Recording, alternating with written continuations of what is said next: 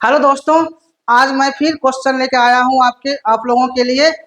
PAT का question है, paper 2 Mithila university का है। प्रीवियस ईयर क्वेश्चन पूछा गया है, 25 से 50 तक का डिस्कस करने जा रहे हैं और इसमें एक एक क्वेश्चन एक्सप्लेन करेंगे। चलिए बढ़ते हैं आगे वीडियो की ओर।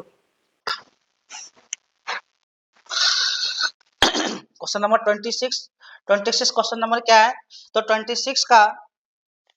26 का डिस्कवर एक्सप्लेन कर रहे हैं। According to the Bentham and Hooker, Bentham and Hooker के अकॉर्डिंग क्लासिफिकेशन ऑफ मोनो मोनोक्लाइडेसी इज ए डिवीजन ऑफ। जो इसका डिवीजन हुआ, मोनो मतलब क्या होता है? एक कोटलेडोन होता है, सिंगल होता है। मोनो मतलब क्या होता है? एक कोटलेडोन प्रेजेंट होता है। डाई मतलब क्या होता है? दो कोटलेडोन मतलब डाई होता है। जिम्नोस्पर्म, जिम्नोस्पर्म देखिए, जिम्नोस्पर्म क्या होता है? नेकेड सी होता है। जैसे साबुनदाना है, उसमें साइकस पेनिस, उसमें क्या होता है? नेकेड सी होता है। तो इसमें कह रहा है कि बेंथम और हुकर के अनुसार जो मोनो क्लाइडेमी इज किसमें डिवीजन किया गया था? बेंथम सर के अनुसार तो वो डाइकोटिलेडोन हुआ। क्या आंसर हो जाएगा आपका? डाइकोटिलेडोन।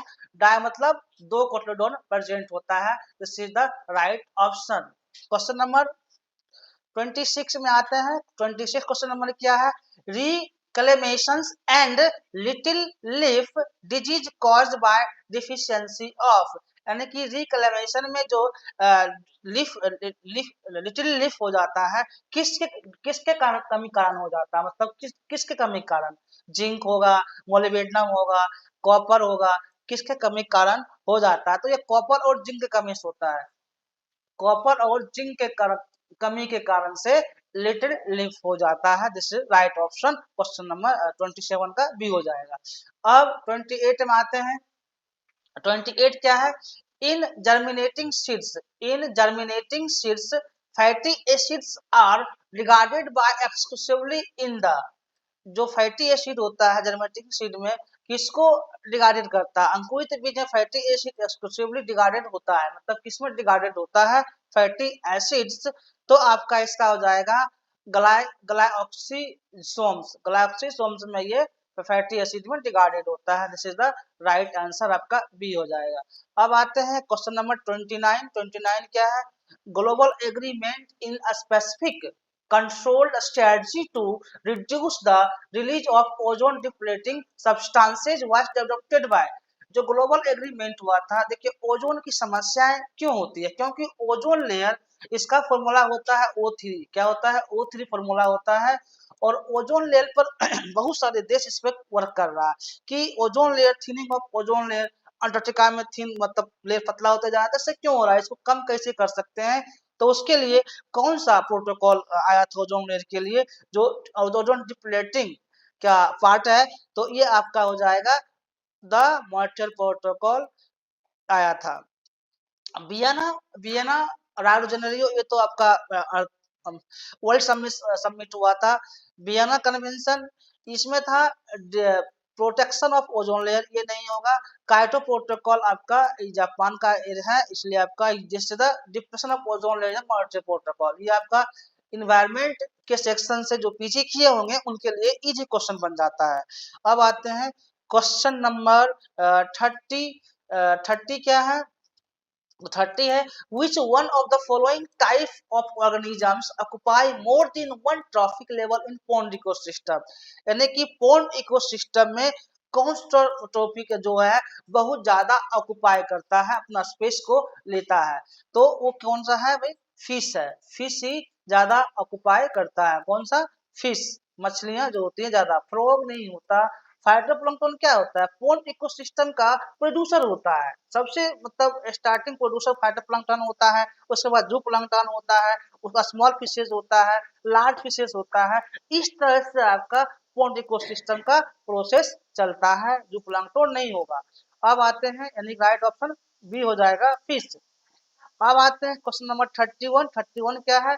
One set of A plant was grown at 12 hours day and 12 hours night period cycles and it flowered while in other set night phase was interrupted by flash of light and did not flowers. Under the which one of the following category will place this plant? यानी कि इसमें क्या कर रहा है, short day plant क्या होता है, लॉन्ग डे प्लांट क्या होता है, न्यूट्रल प्लांट क्या होता है, डे नाइट प्लांट क्या होता है, नाइट नाइट डे प्लांट क्या होता है, डार्कनेस न्यूट्रल प्लांट क्या होता है। तो ये आप कॉन्सेप्ट एक बार सारा कॉन्सेप्ट देख लीजिएगा। हो सकता है इस बार आपका दिया है 12 आवर्स वाला दिया है, वो 24 आवर्स दे दे, 12 आवर्स नाइट 12 आवर्स डे। जो प्लांट होता है वो होता है आपका short day plant is the right answer. Long day plant नहीं होगा, डार्कनेस नहीं होगा, डे न्यूट्रल नहीं होगा, यानी कि short day plant is the right answer. अब आते हैं क्वेश्चन नंबर 32 में। 32 क्या है, why is vivipary, vivipary, vivipary होता है, ओवी पेरी होता है। तो अभी हम क्या पूछ रहा है, vivipary in undesirable character for annual crop plant, यानी कि जो वीवी पेरी का अनडिजायरेबल कैरेक्टर होता है एनुअल प्लांट का, इसमें क्या होगा, तो इसमें the seeds the seeds cannot be stored under normal condition for next season, यानी कि इसमें जो होता है सीड नॉर्मल कंडीशन में स्टोर नहीं किया जाता है, अगले सीजन के लिए समान अवस्था के बीज को संचित नहीं किया जा सकता। दिस इज द विविपेरी, यानी कि the seeds can not be stored under normal condition the next season. Reduce the weaver plant ये नहीं होता है, द सीड्स लॉन्ग रिड्यूस नहीं होता है, एडवर्सली प्लांट नहीं होता। This is right option is ये। अब आते हैं क्वेश्चन नंबर 33। 33 क्या है, 33 आपका है the name of mango is Mangofera indica L. What is true of the following? इस क्वेश्चन को हम इससे पहले जो चीज बताए हैं पार्ट 1 में डिस्कस किए, जो बताए थे आपको कि मैंगो फेरा के बारे में कुछ दिया हुआ था। अब देखिए यहाँ पे क्या दिया हुआ है कि मैंगो फेरा को डिस्कवर किसने किया, तो लिनियस सर किए थे। इसलिए उनका नाम जो भी साइंटिस्ट डेवलप करता है वो अपना नाम शॉर्ट में डिस्कवर के आगे लिखा जाता है। तो एल फॉर क्या होता है, स्टैंड फॉर लीनियस। मैं डायरेक्ट इसमें आंसर हिट करता हूँ, ये ऑप्शन नहीं होगा भाई, फर्स्ट लेटर के ऑप्शन से शुरू नहीं होता है, डिनोट ये नहीं होता है, और मिस्टेक रिटर्न तो थोड़ी होगा। L stand for Linnaeus, L stand करता है Linnaeus. Who first describe plant, जो फर्स्ट लेटर होता है प्लांट को डिस्क्राइब करता है, और सेकेंड जो होता है वो स्पीशीज को शो करता है, और फर्स्ट लेटर क्या होता है, कैपिटल के फॉर्म में लिखा जाता है। अब आते हैं क्वेश्चन नंबर 34। 34 क्या है, which of the following processes is used to conversion of pyruvate acetyl coenzyme A? ये आपका क्वेश्चन प्लांट फिजियोलॉजी से है, इससे प्लांट फिजियोलॉजी से है। इसमें क्या कह रहा है कि conversion of pyruvate, conversion of pyruvate acetyl coenzyme जो कन्वर्जन होता है वो किसमें होता है, तो ऑक्सीडेटिव डिकार्बोक्सिलेशन में ही पायरुवेट एसिटाइल कोएंजाइम का कन्वर्जन होता है। ऑक्सीडेटिव डिहाइड्रोजनेशन में नहीं होता है, डिहाइड्रेशन में नहीं होता है, और ऑक्सीडेटिव फॉस्फोराइलेशन में नहीं होता है। तो आपका ऑप्शन नंबर राइट हो जाएगा ए। अब आते हैं क्वेश्चन नंबर 35 में।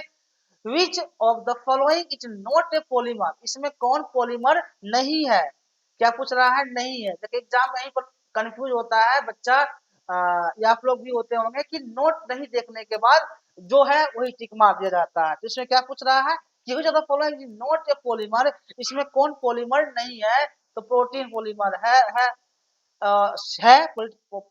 पॉलीमर है इसलिए नहीं होगा, सेलुलोज पॉलीमर है, स्टार्च है, निक्लोटाइड आपका पॉलीमर नहीं है, इसलिए राइट आंसर 35 का निक्लोटाइड होगा। Next move to question number 36। 36 क्वेश्चन क्या है, all of the following are allosteric enzyme except, यानी कि एलोस्टेरिक एंजाइम में क्या नहीं होता है, क्या नहीं होता है एलोस्टेरिक एंजाइम में, फॉस्फो होता है, पायरुवेट होता है, हेक्सोकाइनेज होता है, यानी कि लैक्टेट डिहाइड्रोजिनेज ये नहीं होता है पोलोस्टेरिक में, इसलिए आपका आंसर ए राइट होगा। अब आते हैं क्वेश्चन नंबर 37। 37 क्या है, apparatus यूज फॉर स्टरलाइजेशन, जो हम स्टरलाइजेशन करते हैं उसमें कौन सा apparatus यूज करते हैं स्टरलाइजेशन करने में, ये आपका ऑटोक्लेव होगा। क्या होगा ऑप्शन, ऑटोक्लेव का हम स्टरलाइजेशन में यूज करते हैं, ऑटोक्लेव का अस्टलाइजेशन में यूज करते हैं। क्या हो जाएगा इसका? ऑटो कलर अस्टलाइजेशन में यूज किया जाता है। फिर क्वेश्चन आ गया जेनेटिक्स का। जेनेटिक्स का क्या है? Colour blindness is due to, जो कलर ब्लाइंडनेस होता है ये किस टाइप का डिजीज है? कलर ब्लाइंडनेस किस टाइप का डिजीज है? ये आपका एस लिंक रिसेसिव डिजीज है। देखिए अगर आप एग्जाम इस बार बोटनी से दे रहे हैं तो आप जेनेटिक्स के पोर्शन को डिजीज वाला पोर्शन कर लीजिएगा तो आपका एक क्वेश्चन मिल जाएगा। इस बार एक्स लिंक पूछा है, हो सकता है अगला बार एसएससी पूछ दे, डोमिनेंट डिजीज पूछ दे, वाई लिंक पूछ दे, इसलिए आप सबको एक बार देख लीजिएगा तो आपके लिए क्वेश्चन बनाना इजी हो जाएगा। क्वेश्चन नंबर 39 में मूव करते हैं। 39 क्या कहता है? The stage of meiosis cell division in which synapsis occurs in. यहाँ से मियोसिस के बारे में, जो मियोसिस का सेल डिवीजन होता है, मियोसिस का कंसेप्ट हो गया, माइटोसिस का हो गया, तो ये सब आप, अभी मेरे पास इतना टाइम नहीं है कि मैं हर एक चीज को डिस्कस करूं, भी मैं अकॉर्डिंग टू क्वेश्चन के अनुसार बताते चल रहा हूँ। मियोसिस माइटोसिस एक बार देख लीजिएगा। दिस इज क्वेश्चन क्या कह रहा है कि the stage of meiosis cell division in which synapsis, meiosis में जो सेल डिवीजन होता है वो किसमें सेल डिवीजन होता है? तो आपका ये जाइगोटीन हुआ। जाइगोटीन हुआ। आप लेप्टोटीन में मियोसिस में नहीं होता है, बैक्टीन में नहीं होता है, डिप्लोटीन में नहीं होता, लेकिन आप जा करके पीजी के सिलेबस से लेप्टोटीन, जाइगोटीन, पैकिटीन, डिप्लोटीन ये सब एक बार स्टडी कर लीजिएगा। स्टडी करने के बाद आपका क्वेश्चन एग्जाम में इससे एक आएगा ही बन जाएगा। जो इम्पोर्टेंट है क्वेश्चन नंबर 40 में आते हैं। 40 क्या है? Which cell organelle is not surrounded by membrane? इसमें कौन सा सेल ऑर्गेन मेम्ब्रेन से सराउंडेड नहीं होता है, घिरा नहीं होता है? तो इसका कौन सा होगा? इंडोप्लाज्मिक रेटिकुलम नहीं होगा, माइटोकॉन्ड्रिया नहीं होगा, हाँ घिरा नहीं होता है। राइबोसोम जो होता है घिरा नहीं होता है, राइबोसोम घिरा नहीं होता है, लाइसोसोम घिरा होता है, यानी कि ये सब होता है, ये सब होता है, ये सब होता है। यहाँ क्या पूछ रहा है? जो नहीं होता है आपका राइबोसोम घिरा हुआ नहीं होता है। माइटोकॉन्ड्रिया तो पूरा घिरा होता है, लाइसोसोम भी होता है, जिसको हम क्या कहते हैं? आत्महत्या की थैली कहते हैं, कहते हैं शायद, हाँ ये बोलते हैं। लाइसोसोम हो गया, राइबोसोम का अलग कॉन्सेप्ट है। तो हाँ राइबोसोम आपका ये ऑप्शन हो गया जो सेल मेम्ब्रेन से घिरा नहीं होता है। अब आते हैं क्वेश्चन नंबर 41। 41 क्या है?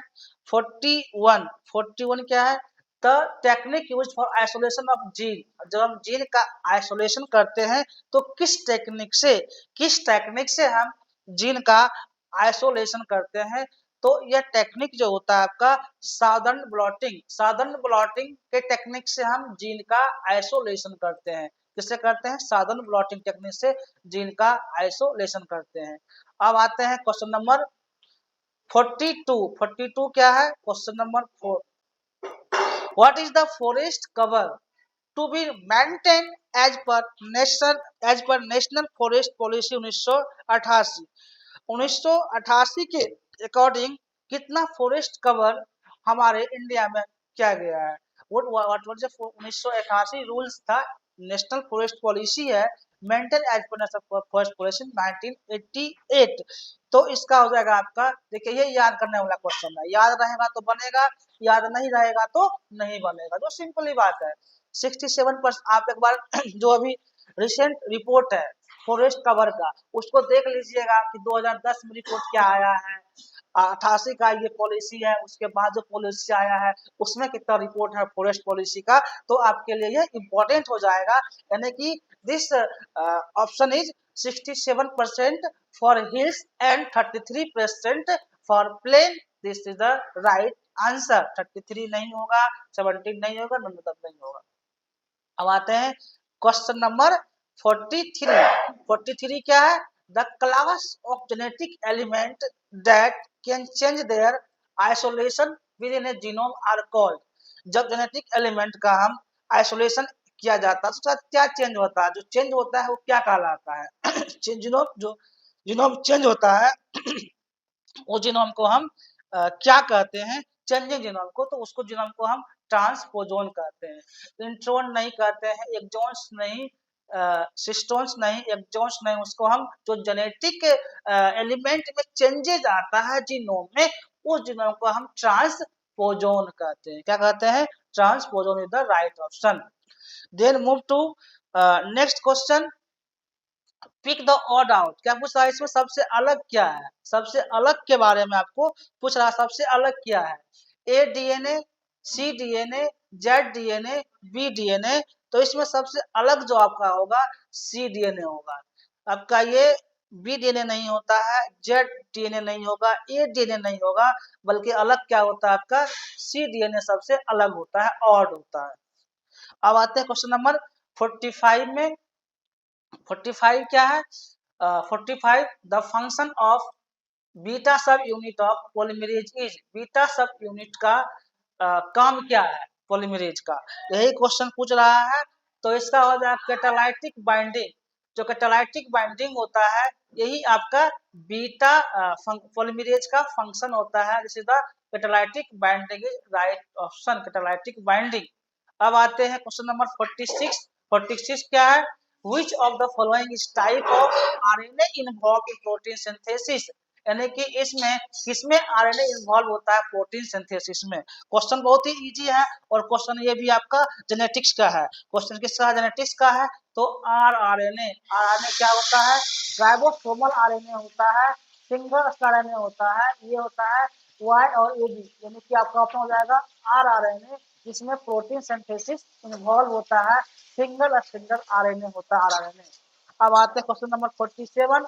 47 क्या है, which of the following enzymes in bacteria are responsible for restricting the growth of virus। यानी कि इसमें जो एंजाइम बैक्टीरिया वाला होता है responsible for restricting the growth of virus. तो इसका हो जाएगा आपका रेस्ट्रिक्शन एंडोन्यूक्लिएज। रेस्ट्रिक्शन एंडोन्यूक्लिएज जो होता है रिस्ट्रिक्शन करता है एंडोन्यूक्लिएज। टोपोमरोज नहीं होगा, गायरेज नहीं होगा, प्रोटीज नहीं होता है, एंडोन्यूक्लिएज होता है, इंटरनल पार्ट होता है। अब आते हैं क्वेश्चन नंबर 48। 48 क्या है, 48 आपका है who develop the chemical techniques to synthesize polynucleotide. इसमें जो केमिकल टेक्निक डेवलप होता है, पॉलीन्यूक्लियोटाइड मतलब more than nucleotide are present is called polynucleotide. Okay, तो इसका आपका जो प्रेजेंट होता है, ये कौन बताए थे सबसे पहले, हरगोविंद खुराना। हरगोविंद खुराना सर बताए थे कि जो केमिकल टेक्निक से ही सिंथेसाइज होता है पॉलीन्यूक्लियोटाइड, ये हरगोविंद खुराना सर बताए थे। अब आते हैं question number 49। Crunch anatomy bundle sheath cells है। जो क्रांच एनाटोमी होता है बंडल शीट में, उसका उसके सेल के पास क्या अवेलेबल होता है, तो क्या होता है thick cell, thick walls, no intercellular spaces, intercellular space नहीं होता है उसमें, large number of chloroplast are available. यही आपका ऑप्शन हो जाएगा 49। अब आते हैं क्वेश्चन नंबर 50। 50 क्या है, 50 है the disease produce by use of lead polluted water is called. जो पानी में लेड की मात्रा बढ़ जाए, लेड का क्या होता है केमिकल फॉर्मूला, पीबी को हम लेड बोलते हैं, पीबी लेड होता है। जो वाटर में इसका लेवल अगर बढ़ जाए तो उससे हम फ्लूमबेजियम बोलते हैं। आपका यही राइट ऑप्शन होगा। एब्सेसिक ये नहीं होता है, बायसनेस नहीं होता है, सेडेस नहीं होता है, यानी कि फ्लूमबेजियम, दिस इज राइट ऑप्शन आपका यही होगा। इस तरह से हम 50 नंबर क्वेश्चन का एक्सप्लेन हो गया पूरा क्वेश्चन।